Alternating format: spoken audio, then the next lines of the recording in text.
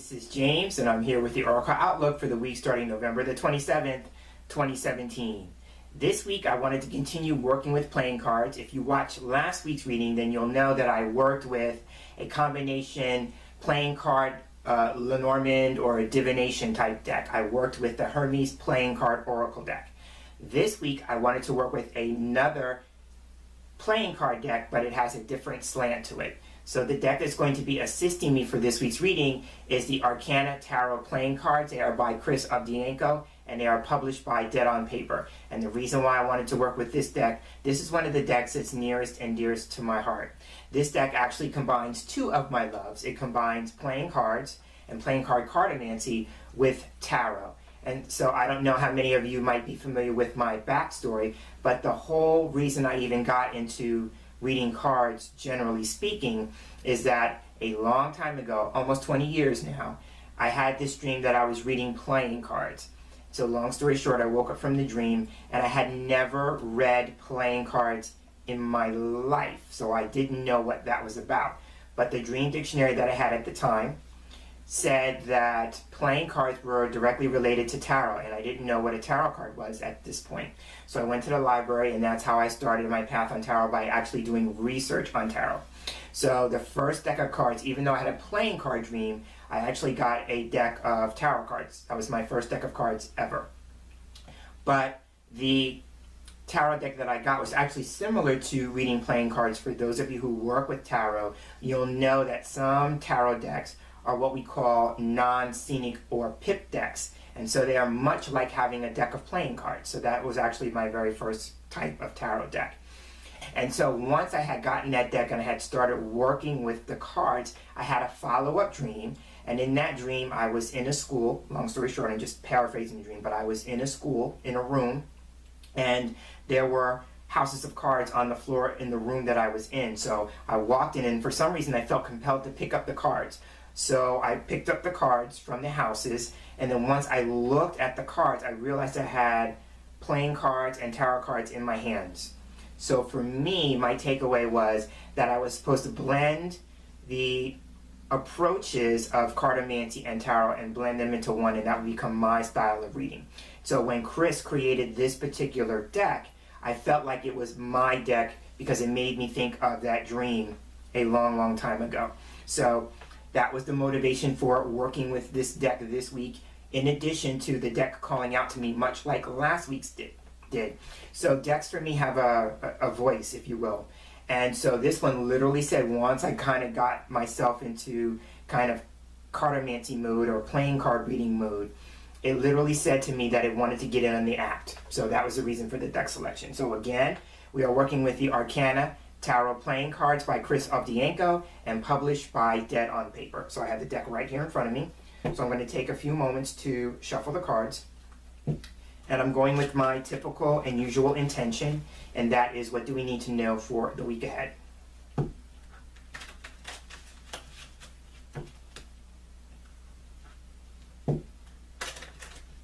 Right, so I'm feeling that's great. Now I'm going to go ahead and cut the deck. Fan out the cards. And I'm feeling like I want to stick with my line of 5 mode that I've been in. So we're going to pick 5 cards from the deck. Cards in the fan are getting my attention. So we have 3. I need 2 more. There's 4. And we're looking for the final card, and there it is. All right, so I have the 5 cards selected. I'm going to put the remainder of the deck to a side. All right, so now we have the 5 cards in front of me.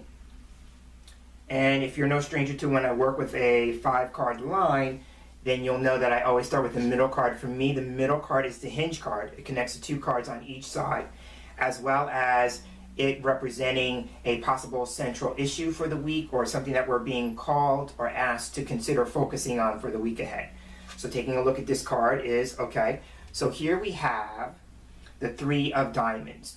So the diamond suit for me can represent a few things. For me, I tend to look at this card representing money. So for some of us, we could be focusing on money issues, and with that, then the 3 is a number of increase and expansion. So some of us may literally be looking at ways that we can increase our finances, our bottom line, if you will. I'm feeling inclined that would make sense in light of the fact that we have just come out of Thanksgiving, and now we're in shopping mode for Christmas holiday. You know, it's that time of the year, so we're having things like Black Friday and Cyber Monday and all those reasons to go out and shop. And so for some of us, we may be looking for ways to increase ourselves financially to compensate for that. Now that I'm talking about money, compensate for that. So there's that aspect of it. Now, diamonds for me can also represent things like power and success and energy. So for some of us, maybe from a either metaphorical or a literal standpoint, we're looking at ways that we can increase still, because the 3 is still a number of increase, ways that we can increase our energy levels. Right? And again, that could be in the literal sense and in the metaphorical sense. And for some of us, it may be ways that we can look at becoming more successful in whatever endeavor that we are going to be engaging in this week. So I'm feeling that is the energy of the 3 of diamonds again. You know, it could be ways that we can increase ourselves financially, ways that we can increase our energy levels, and ways that we can be successful in whatever it is that we are going to be engaging in this week. The thing about the finances, when we're talking about finances, and I will even go with the energetic increase as well, but the 3 of diamonds talks about a gradual level of increase. It's a little bit of an increase. So, but even a little bit, I'm a big believer in even a little bit of increase is better than no increase at all. So that is the energy of the 3 of diamonds for me.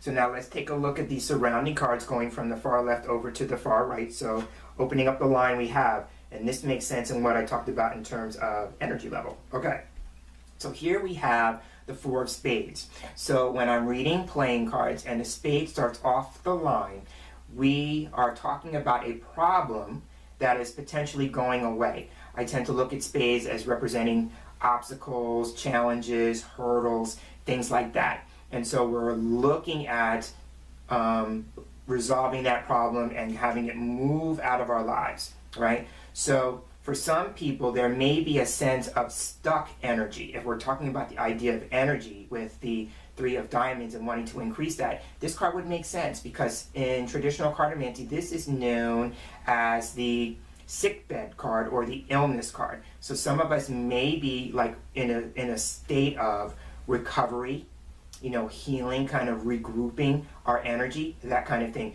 The 4, when it's attached to a spade, is a number for me that can represent limitation or restriction, right? If you look at the 4 spades on the card, they form a box. So some of us can feel a sense of being limited and restricted, like we're in a box, you know? And so spades can represent mental energy for me. So it could be thinking like the idea of thinking outside of the box, you know? If we're wanting to be successful with our endeavors this week, no matter what they are, then this card would suggest maybe being a little creative. The 3 is a number of creativity, being creative with our thinking, and that may require us to think outside the box. And for some of us, that might be a challenge, because we may be really rooted in being secure.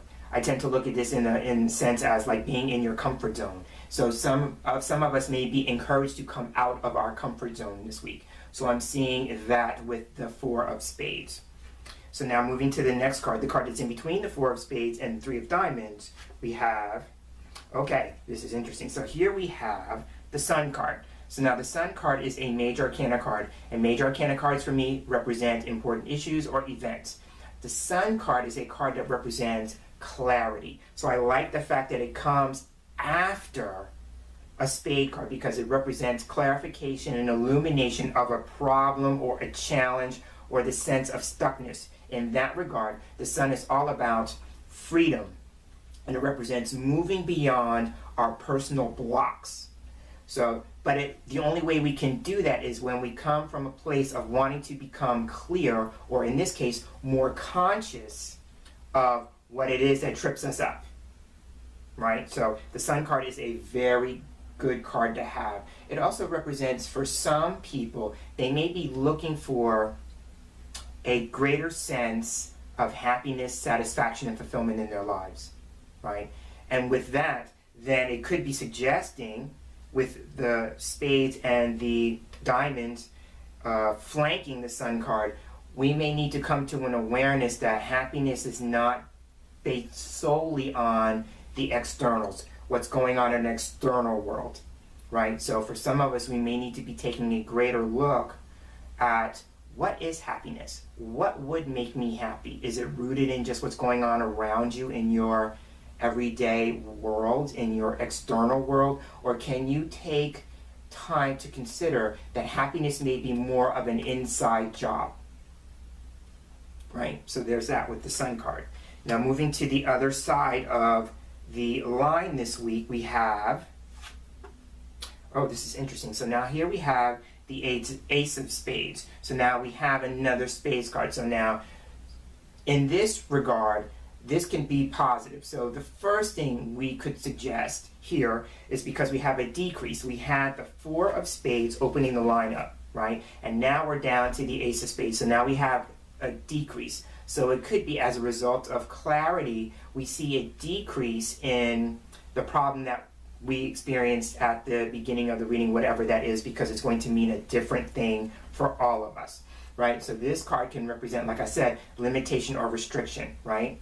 But now here we have the ace.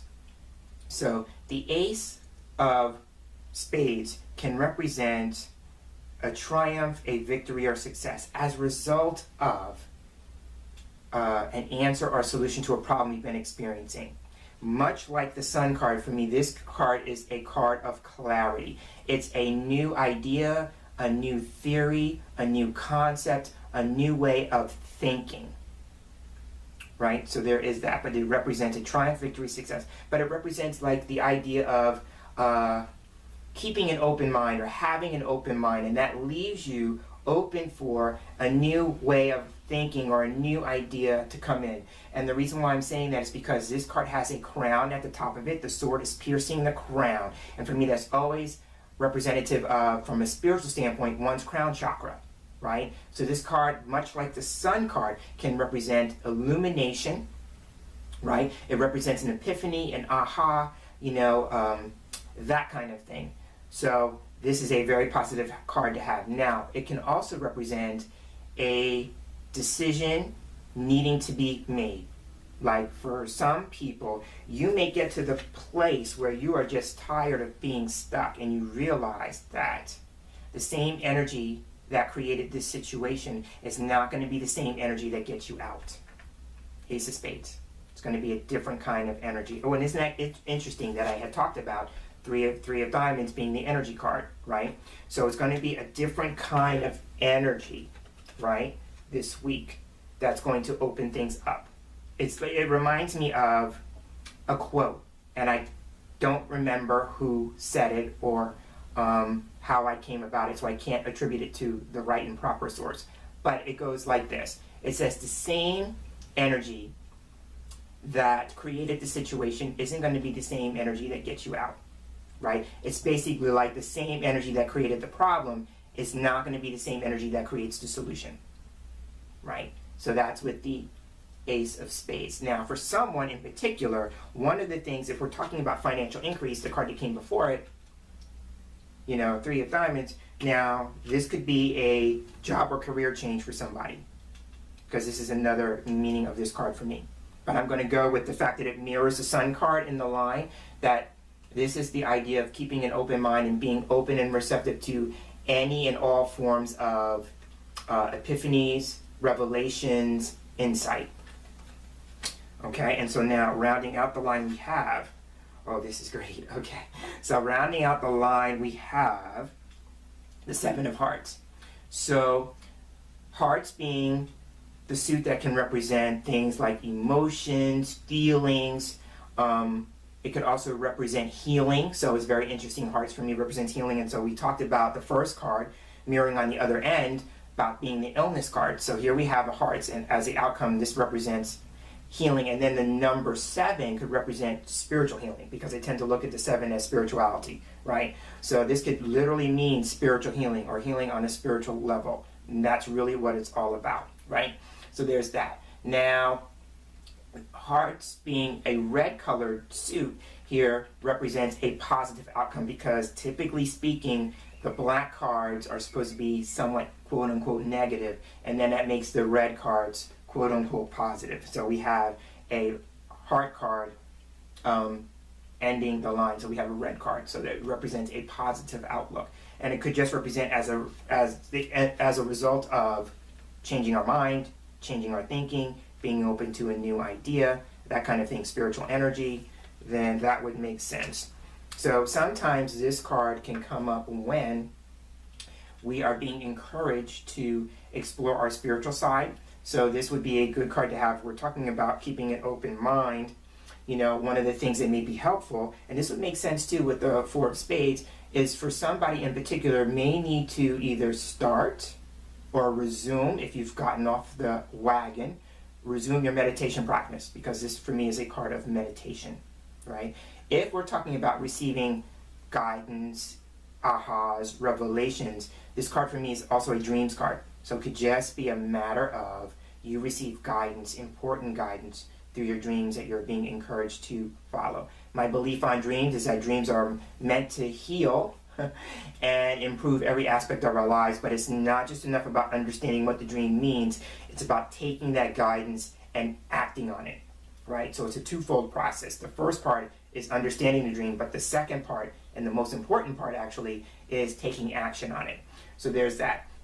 Sometimes this card can represent repetitive activity, so it could represent something that's going to happen again. So it'd be very interesting that if we talked about the idea here about a new way of thinking, for some people who may be like me and thinking like you're going to get it the first time, Seven of Hearts coming after the Ace of Spades could say this may be something, especially if it's a new way of thinking and putting it into practice, that you're going to get opportunities to do it more than once with the Seven of Hearts. So, you know, and don't beat yourself up, because sometimes with the Ace of Spades, when we're doing something new, we're creating a new lifestyle change, whatever the change may be, sometimes the Ace of Spades can suggest it's a bumpy start. So maybe when you hit a bump, just be encouraged by the Seven of Hearts that you're not on the wrong path, you're not going about it the wrong way. It may be just a matter of fine-tuning what it is that you're trying to do, and you may get more than one opportunity. But don't let the first go-round or the first misstep take you off the road altogether, or off the path altogether. So on that note, I'm going to end this week's Oracle Outlook. I'm James Himm Mitchell, and as I close, I'd like to thank you for sharing space here with me for this week's reading, and I look forward to sharing the same space with you again in our next video reading. And I also want to take another moment to thank those of you who have taken the step to subscribe to the channel. Once again, I have had a number of new subscribers to the channel over the course of the last week, so I just want to officially welcome you to the channel and say thank you for taking that step to subscribe. It means a lot that you are open to having me come into your world every week, or at least every time I post a video. And I appreciate the support and encouragement for the work that goes into this channel. So again, I'm James Himm Mitchell, and as I close, I'm hoping that you have a wonderful day, and I'm hoping that you have a tarot-tastic week. Take care.